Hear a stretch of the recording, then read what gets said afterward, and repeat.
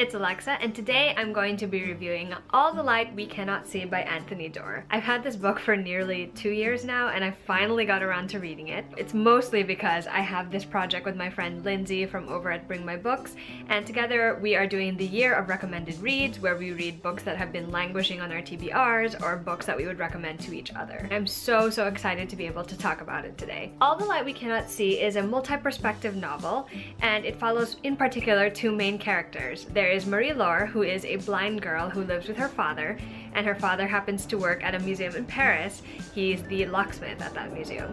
And it also follows Werner, who is a young German boy who grows up in an orphanage with his sister Jenna. I really don't want to get into the details of what this involves, but it's set against the backdrop of World War II, and it just basically chronicles the entirety of the lives of Marie-Laure and Werner. It is this incredibly written historical fiction novel, and if it's not obvious, I absolutely loved it, and I'm kind of mad at myself for waiting so long to read it. So I just wanted to really quickly tell you guys a little about my feelings. I'll be sharing a little more detail in my blog post, which I will link to down below. I really just wanted to tell you guys how much I love this book because I feel like I could shout from the rooftops how much I loved it. First of all, I absolutely loved Marie-Laure. Right away, she was a character that I could definitely see myself loving. She goes blind as a child, so she does have some sight for a couple of years, but then she goes blind. And it's a very difficult situation for her, but thanks to the help of her father, she finds a way to navigate that, and that is basically the story of her life. She continues to navigate through situations and scenarios with the help of other people, until eventually all she learns culminates into a scenario where she has to handle things for herself. And she's smart, she's capable, she doesn't let her disability slow her down, and she's just one of the most kind and caring individuals that I have ever read about, and I really enjoyed her perspective. Werner, on the other hand, required a little bit more time for me to get to like him.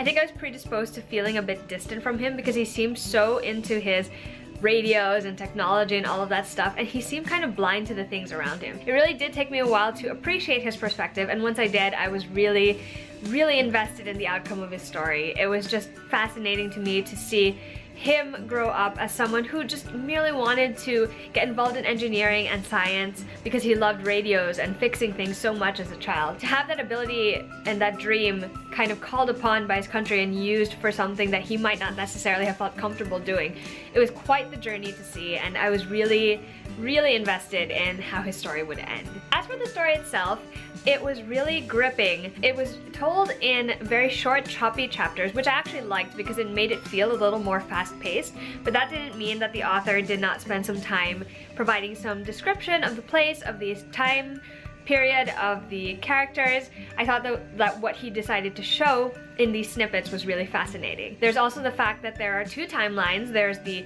earlier timeline from when they were children, there's a later timeline from when they're adults, and those are also thrown into the mix as well. Normally I find that very difficult to do well, but I think Anthony Doerr did it perfectly here because he pretty much just gives you enough to understand the significance of a particular moment in the present by flashing back to what happened in the past. Additionally, aside from Marie-Laure and Werner, there is another perspective that's also followed in this novel, and it has a lot to do with this rare jewel that was in the Paris Museum. I won't say much more than that. But I thought Doerr had a very capable hand when he was putting all these stories together, and I really appreciated getting this fictional look at what life must have been like for two children who were growing up during this time of great strife and terrible violence and impossible choices and situations and decisions. I was definitely very emotional towards the middle of this book. I really cared deeply about both characters and the outcome of their story. I even came to care for a lot of the secondary characters who did something in these main characters' lives that, you know, changed their path or changed their outlook, and I was very much affected by that. I just absolutely love this book. I thought it was a beautiful historical fiction novel. It definitely transported me back to the time period that it was set in. It gave me characters that I fell in love with and could root for, and all in all, I found it to be a very emotionally satisfying and wonderful experience to read this one. If you have not yet checked out All the Light We Cannot See, I would highly recommend giving it a shot. Don't put it off like I did, you're gonna regret it. That's basically my review for All the Light We Cannot See. You can also check out my post for more thoughts, and I'll be seeing you guys with another video soon. See ya!